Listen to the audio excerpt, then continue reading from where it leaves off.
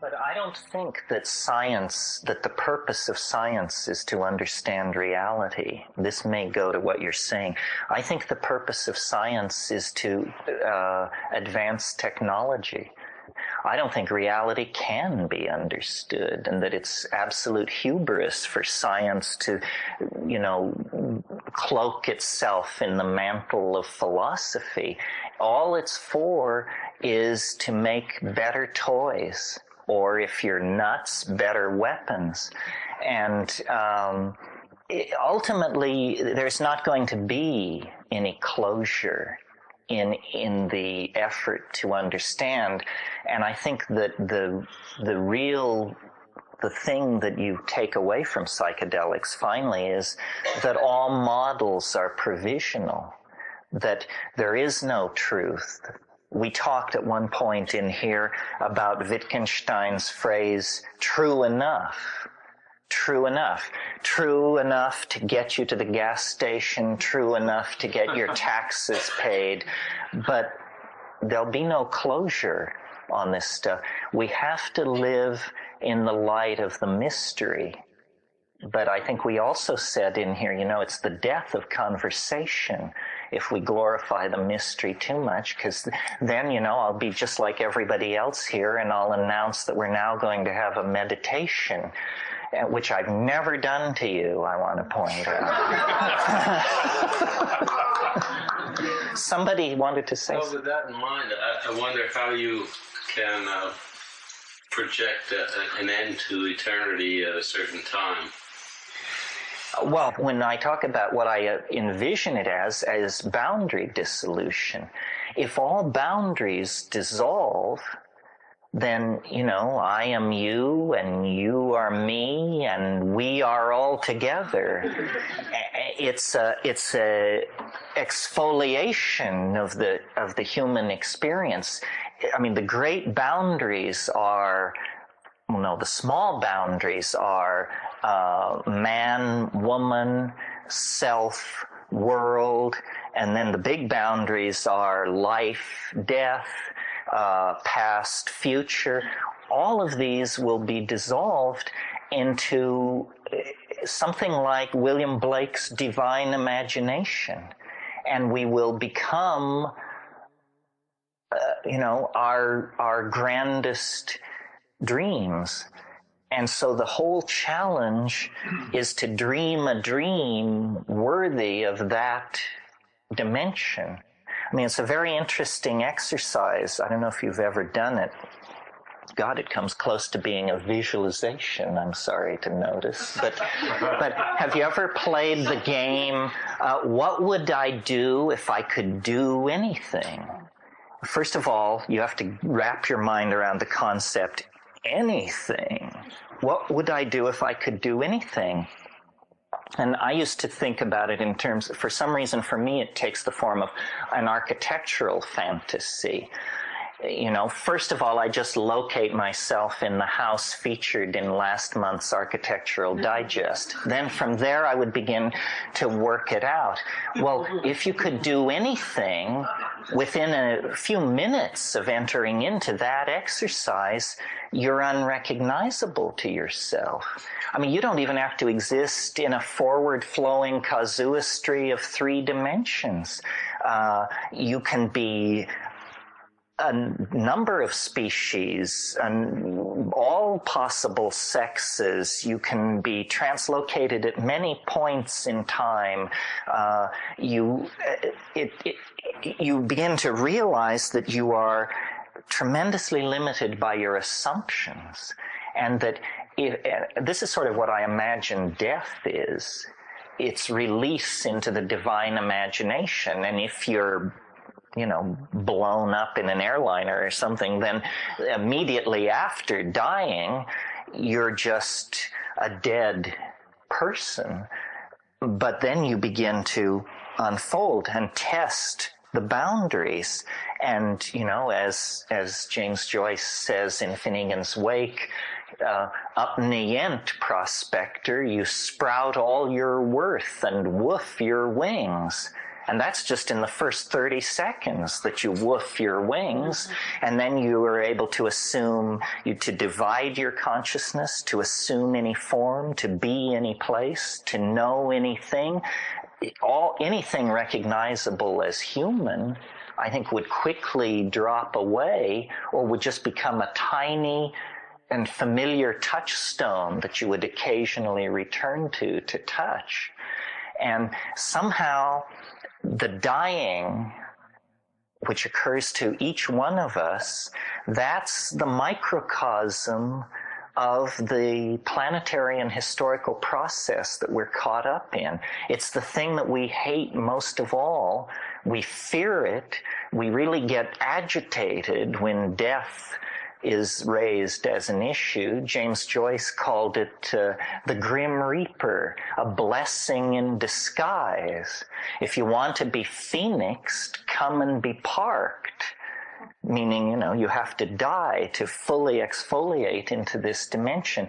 And sometimes I think, and I don't often say it to groups because I fear I'm misunderstood and I don't want people to go out of here depressed, but sometimes I think that what human history pushes for is the extermination of all life on the planet for the simple reason that we'll never be free till then, that we are in some kind of hell world, and we are locked in a world of matter and energy and space and time, and that it is not, my God, this sounds like, Southern Baptists, but we are living death at this moment, and that we must die in order to be born again. In other words, that somehow what we are has become trapped in a lower dimensional matrix, and our greatest delusion is to cling to this most tenaciously. Jorge Luis Borges, in one of his stories, has this idea that the species, any species, is somehow not completed in eternity until the last member of that species dies. And it is interesting that if you think about biology, 95% of all species that have ever lived on this planet are extinct. This is what happens to species, is they go extinct. And yet, we're driven to pursue immortality. It pains us greatly to imagine the death of all life on this planet, and particularly the death of our individual selves or our species. But the fact of the matter is, we don't know what death is. One of the puzzling things about the DMT trance is, these creatures made of light in the mind that are so different from us but have such affection and love for us, they seem like relatives.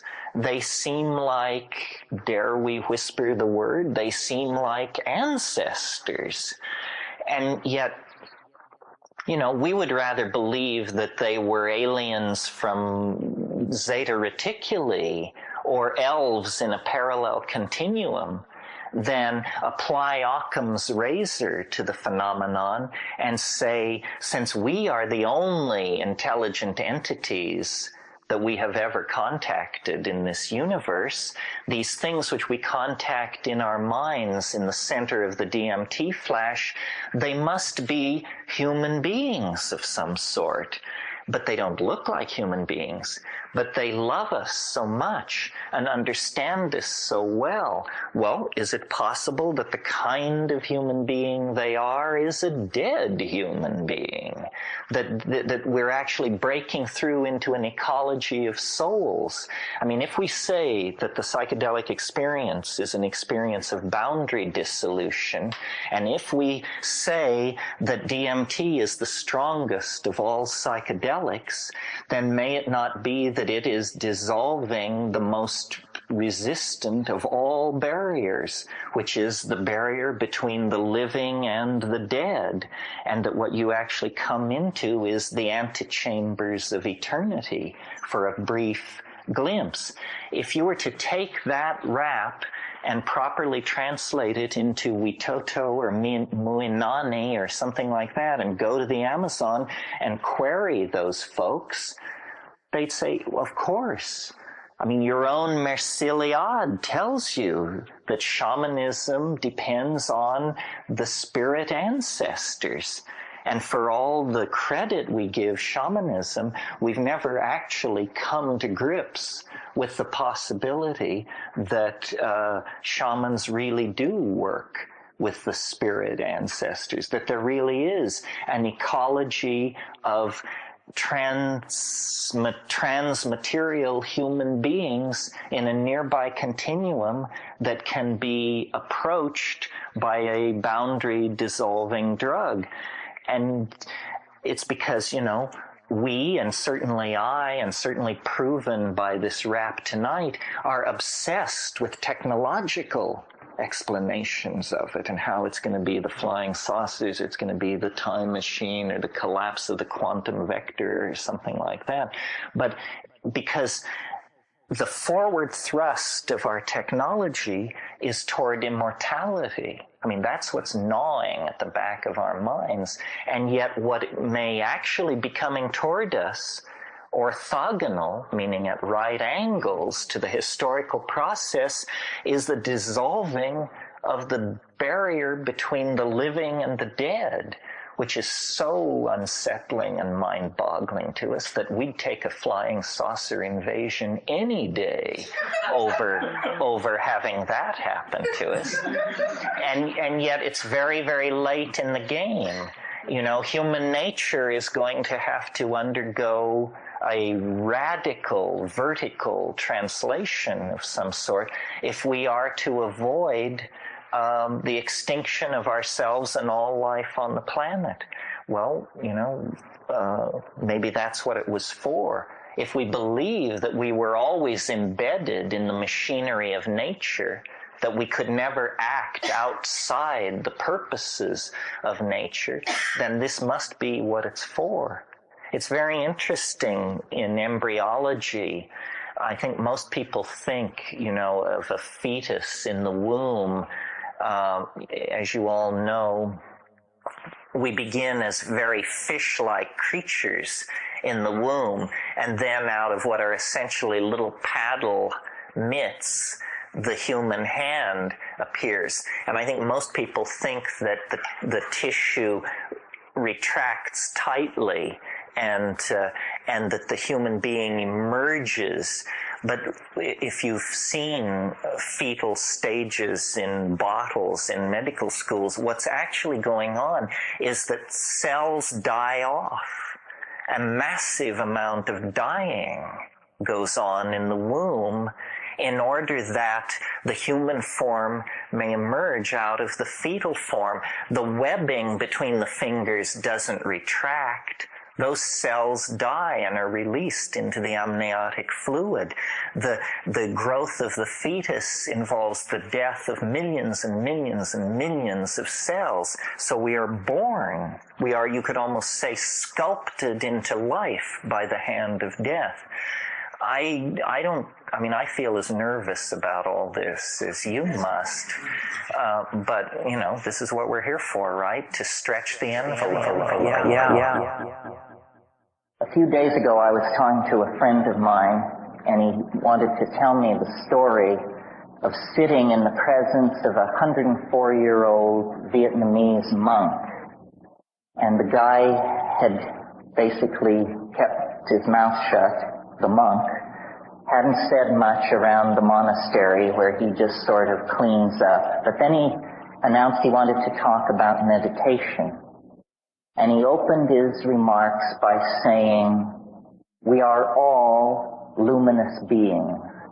Why then do we not appear before each other radiant in our illumination?" You've heard me say many times, we have the vision, we have the money, we have the technology, but why can we not then appear before each other as radiantly luminous beings? And why cannot we reclaim our planet from toxification, disease, overpopulation, bonehead politics. You know the list. What's the hang-up here? What is the problem? Why is perfection so distant? And I had to live to be 44 years old to understand the poignancy of Heraclitus' message. He said, in a nutshell, Pantit Rea, all flows, all flows. Nothing lasts. Nothing is permanent. And this is the hardest message life has to teach. Because what it says is, your joy is transient, your anguish is transient, your fortune, your home, your dream, your moments of great ecstasy, your moments of great insight, your moments of great empowerment, everything is flowing through your hands at the moment that you are aware of it. And then the stellar machinery becomes not an invasive force into one's life, but an empowering force. Now, some of us may believe in astrology and some of us may not. We are all strongly influenced by the notion of fate, of our powerlessness in an existential world. Jean-Paul Sartre said nature is mute, and we embedded in the media-dense, message-dense, programming-dense matrix of these hyper-societies that we have created often feel, I think, like hapless atoms, running endlessly according to the blueprints and programs of unseen masters, whether it's the banking industry, Madison Avenue, whoever. We tend to disempower ourselves. We tend to believe that we don't matter. And in the act of taking that idea to ourselves, we give everything away to somebody else, to something else. So the rebirth of a sense of the stone and its possibility within each of us entails these two ideas, our divinity and our power to overcome fate. There is no inevitability in our lives unless we submit to the idea of inevitability and then give ourselves over to it. Okay. I wish there were more jokes, but it's just been such a tough go. It's been a tough go, I have to tell you.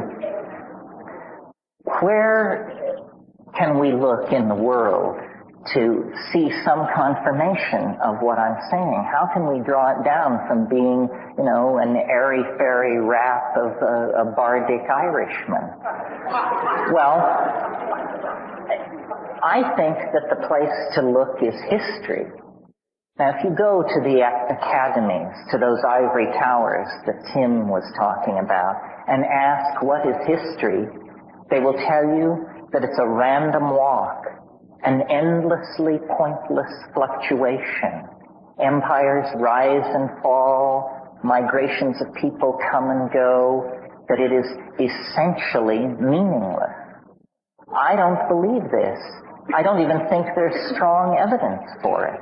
Because what I perceive when I look at the world, not only the world of history, but the world of nature, out of which history has emerged, I see novelty, something wonderful, maddening, paradoxical, and ever-increasing, ever more conserved.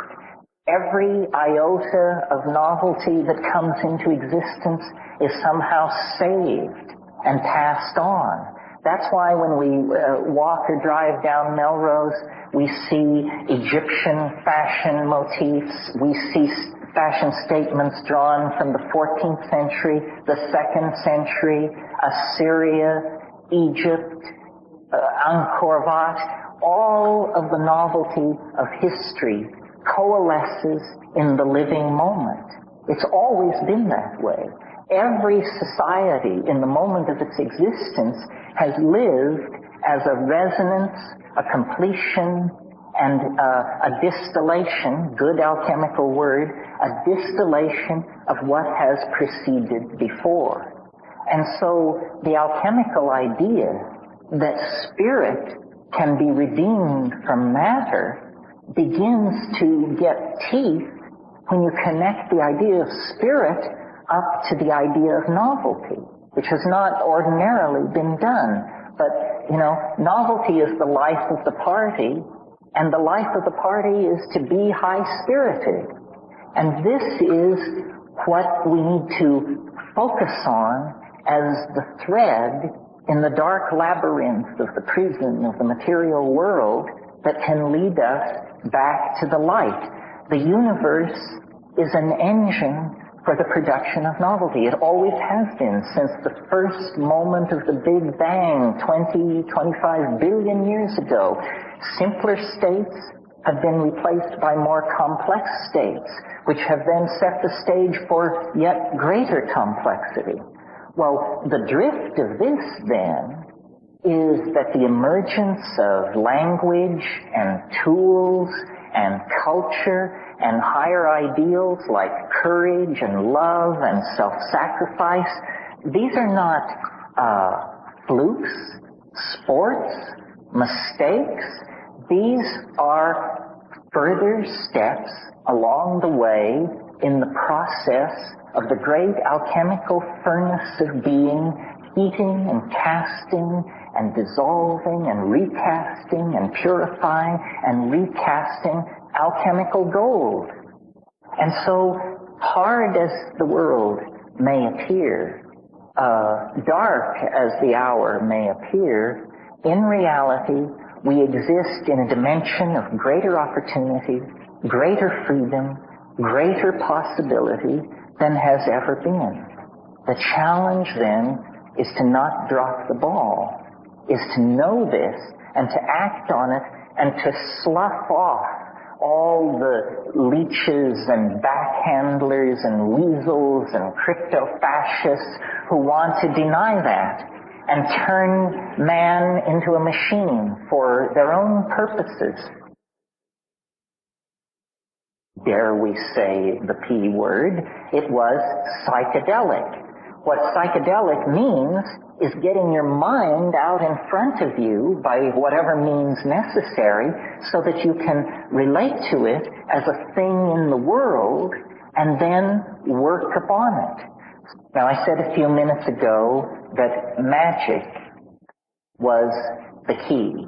And by magic, I mean the reclaiming and the reconstruction of language to a sufficient degree that it becomes at first possible, then probable, then inevitable to each one of us that miracles can happen.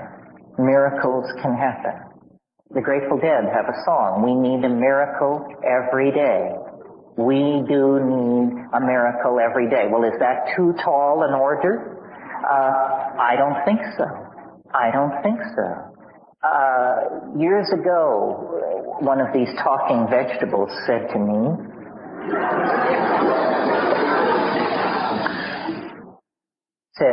mind conjures miracles out of time. Out of time. Time is the prima materia on which the alchemical process works. The alchemists, again, in their naive way, believed that precious metals, diamonds, gold, sapphires, actually grew in the earth. Because for this alchemical point of view, everything was alive. And my friend Rupert Sheldrake is leading the charge to create a new birth of that perception inside science. The idea that nature, all of nature, is alive. Not simply organic cellular nature, but that the earth itself is a living being. So mind conjures miracles out of time. And the proof that this can be done, and it's an incontrovertible proof, and I defy any naysayer or bring down to overcome it, is ourselves. We are the proof that mind can conjure miracles out of time. If it weren't for us, there would just be birds and foxes and coral reefs and glaciers, but nature was not content with that level of novelty. 1 million years ago, 100,000 years ago, nature grew discontented and said, let's raise the ante. Let's go to higher stakes poker in this planetary game. Let the monkeys speak. Let them build fires. Let them elaborate tools. Let them march forward onto the stage of creation. And remember, I said the Hermetic faith was that humankind could act as the brothers and sisters of God, not motes in God's creation, but co-partners in the invocation out of being of yet greater novelty. Why? For play, for fun. Just the cosmic madness of it all, the pure cussedness of it all, to raise the stakes higher and higher and higher. Now, I keep going back to this thing of can it be done, because I want to convince you, because I'm so certain. I love Herman Melville and his rhetoric, and friends of the whale, bear with me. For Herman Melville, the whale was not the endangered creature it is today.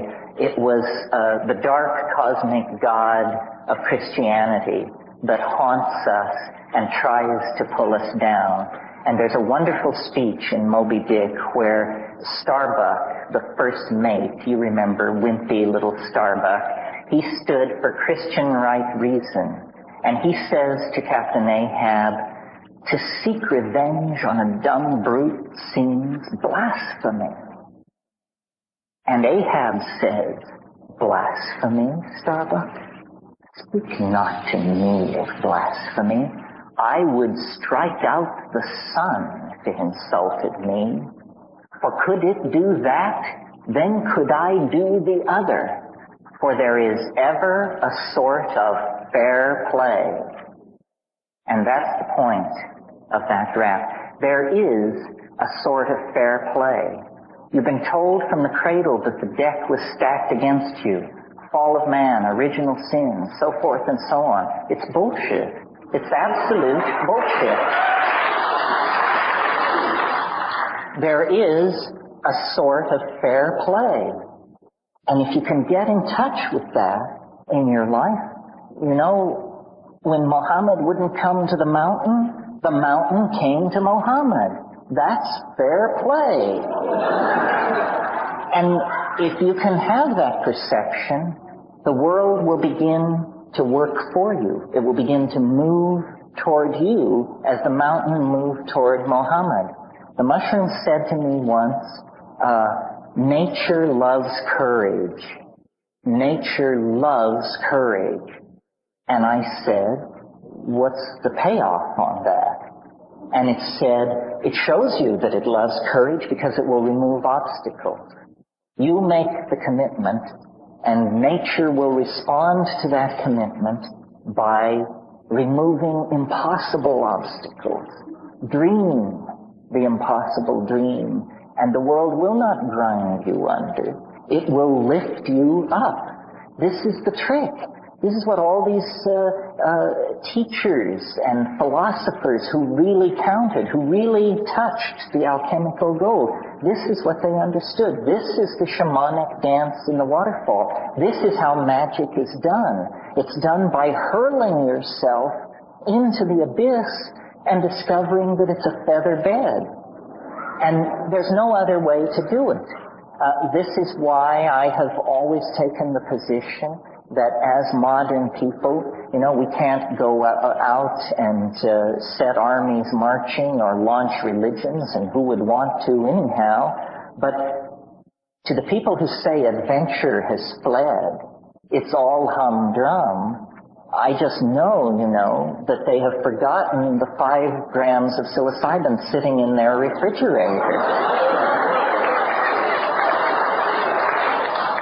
I mean, Magellan may have had excitement rounding the horn, but you in your living room later tonight can put him in the shade if you have the courage to do the things that are necessary to do. And we know what they are. And of course, the first thing to do is to tell society to fuck off because they don't know what's going on.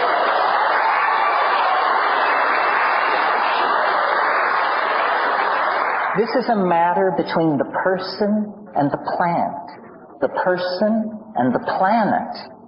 And all the detritus of history, all the games that people have tried to lay on you, you know, they just want to get you down in the ditch that they're in.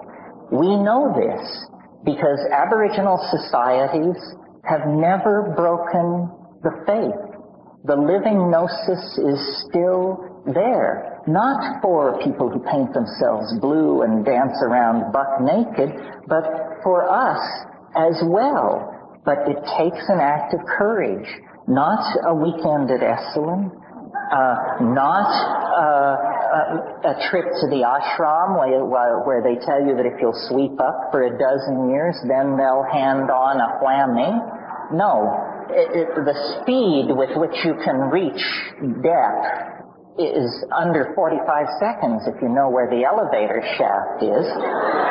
And you do. I don't have to tell you. I've been telling you.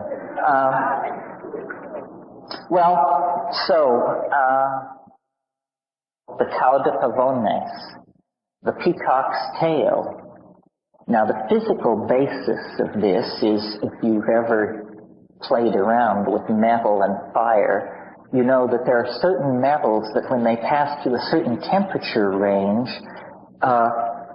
iridescent colors play across the surface and sometimes even freeze. And in the glazing of pottery at low temperatures in Raku, what these pottery masters are aiming for are these wonderful iridescent surfaces that play across the glaze and then can be frozen into it. Well, this is the peacock's tail. And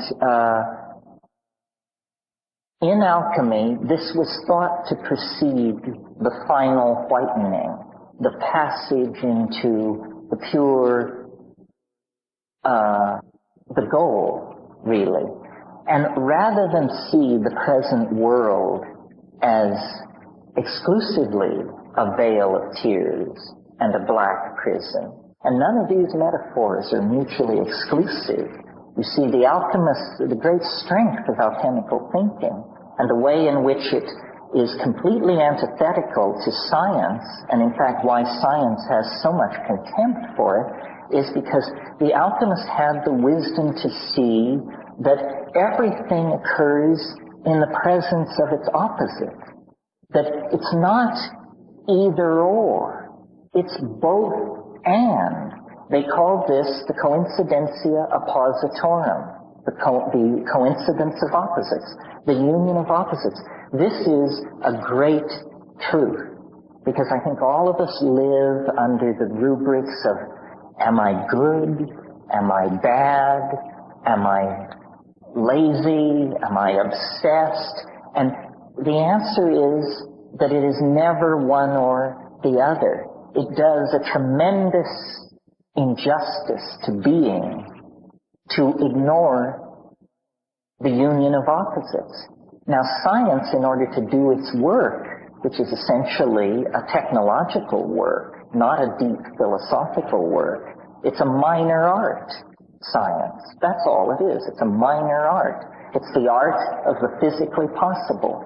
But it has presumed to be the arbiter of all thought, all feeling, all worth. My God, the hubris of René Descartes to divide the world into the primary and secondary qualities. And what are the primary qualities? Motion, mass, spin, momentum. And what are the secondary qualities? Color, feeling, taste, tactility. It tells you that you're nothing. You never touch reality. You live in that world of sense, and therefore can only aspire to the real world through some kind of mathematical disembowelment of what your own body, what your own feelings are telling you.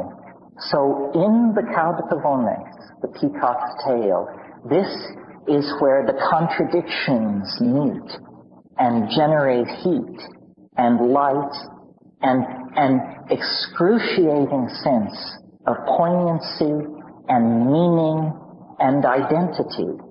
And our world, as we experience it tonight, is quintessentially, another good alchemical word, is quintessentially that coincidentia oppositorum. Now, where do we meet this most dramatically in our own lives? I think we meet it in the phenomenon of birth.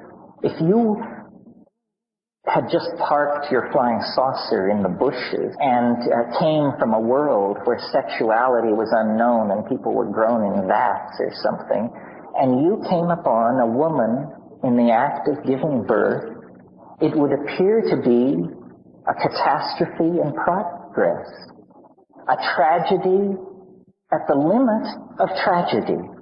Blood is being shed, anguish is on the surface, real agony pervades the situation. And yet, nature in her wisdom has bound pain and ecstasy, death and completion, regeneration and dissolution into that experience in such an indissoluble fashion that no woman can miss the point. No woman can miss the point. Unfortunately, men have traditionally averted their eyes. This has gone on in a hut at the edge of the village. Nobody wanted to be there. Maybe the shaman would be there, but he was loaded in order to be there. And the mystery of mysteries goes on outside the sight of men. Now, in our world, we are caught in this kind of metaphor. A cosmic birth, a birth of planetary scale is underway. There is agony. There is no doubt about it. I remember an embryologist who once taught me pointed out that the fetus in the womb is literally sculpted by the hand of death, that the immature hand of the fetal organism is a webbed claw, and that it isn't that the flesh retracts to form the human hand, it's that the cells in between die and slough off into the amniotic fluid and are carried away. The fetal child is literally sculpted into life by the hand of death. And our world is in this kind of a circumstance. There are no rational solutions at this point. We are now in the hands of the miracle makers, the shamans, the mind of the planet, the life of the ocean, and the atmosphere. And it's going to get tougher. And so we have to forge the indestructible adamantine stone of alchemical hope, because heavier challenges lie ahead. 100 years from now, 200 years from now, I cannot but imagine that this planet will be empty of human beings. Not because we have become extinct, but because we have gone to our fate. And it's unimaginable at this moment because we are in the planetary birth canal. We are at the peak of transition right now, and the walls are literally closing in. We are being suffocated. We are fighting like a strangled man to try and save ourselves. And yet we have to believe, and I invite you to educate yourself about the history of the planet. There is no reason not to believe that we will come through. We will come through. There is light at the end of the tunnel. There is a meaning to history. I don't have the answers, believe me. I don't know whether we go to another star, whether we become 8 angstroms high and all live in a block of metal underneath Mount Everest, whether we march off to the heart of the sun. The scenarios are endless because the human imagination has such a power to bootstrap itself to higher and higher levels. What would Paleolithic man have made of the religion of pharaonic Egypt? What would the pharaohs have made of the engines of war and hydraulic machinery created by the Romans? What would the Gothic scholastic enlightenment have made of the age of cybernetics, psychedelics, and virtual reality? The imagination is the alchemical deus ex machina that can lift us out of time, out of the nigredo of history, and into higher and higher and higher states of being. Now, there is no reason to simply then ride along in this process, because another perception of the alchemist that is central to getting this all lined up so that it works is the idea of the macrocosm and the microcosm. What does that mean? It means that the world truly is fractal in the most profound sense, meaning that what is going on some very large scale is condensed, intensified, and recapitulated on smaller scales, so that the dynamics of a love affair are the dynamics of an empire. Both are the dynamics of the evolution, expansion, and extinction of a species. There is only one way that things can happen, and whether we're talking about microphysical events or the life of an entire solar system, the curve of binding energy is going to be the same. So that means that this redemption of spirit from matter, that is the historical process that we are embedded in, we can do our part by working on our small section of this, which is ourself. This is why alchemy was so fascinating to the Jungian psychologists, because they saw that this work of redeeming spirit from matter is nothing more than the work of redeeming the self from the contaminated dross of the traumatized and damaged psyche that we each inherit from our passage through the parental shit pile.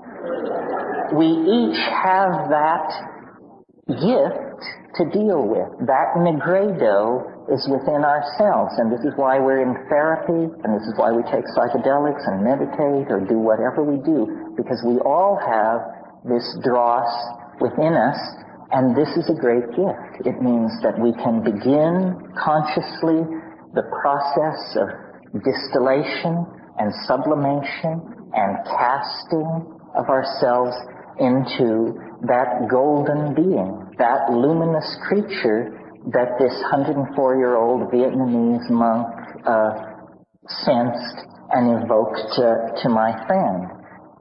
But it's more than that. We do that alchemical work to perfect our own sense of the union of opposites, our own sense of the presence of the living alchemical stone within, in order that we may then participate, act in, and be part of the transformation of the planet. And it is an immense transformation. And there is no reason to doubt it, because the emergence of organic life from what preceded it is as dramatic a miracle as anyone could imagine. The emergence of language from mute bestiality, which is only 100,000 years in the past, is as dramatic a miracle as anyone could imagine. The emergence of a planet instantaneously unified by electricity and media is, and this is only 50, 60 years in our past, it's still going on, is as dramatic a miracle as anyone could imagine. It's absolutely irrational to not be filled with the fire of consuming hope. You just have to overcome the leveling that we inherit from these empty existential scientific ideas. And when we do that and lift our eyes to the real living, spiritually empowered reality that exists in nature, in society, in our lover, in ourselves, then you see that the peacock's tail, the cauda pavones, is a transcendental object at the end of time. An enormous, unspeakable something that beckons across the historical landscape, that casts an enormous shadow that reaches clear back to the earliest moments of the universe, that we have always been in the grip of that iridescent, strange attractor. It has propelled our poetry, our art, our best moments have always been when a tiny scintilla, another good alchemical word, a tiny spark of that alchemical completion burned for a moment in our mind, in our life, in our perception. And we occupy a special position in regard to this. Millions, thousands of generations of human beings have come and gone and could only glimpse this in the ecstasy of eroticism and psychedelic empowerment and ritual magic. But we are the last people. Beyond us lies the mystery. If we have but the courage to move forward into that abyss, to believe that nature will reward the dreamer, then we can complete that wonderful Irish toast which says, "May you be alive at the end of the world." Because it's that close. It cannot wander much longer. All of the preconditions have been met, and the peacock's tail grows daily whiter and more radiant and more brilliant as we sense now, breaking into our dreams, breaking into our waking lives, the presence of this attractor. It has always given people meaning, but we are the privileged inheritors of that meaning, and we have then the privilege of putting it all together in one piece and standing ready at the end of history to go into the mystery and be completed. So that's the end of my song.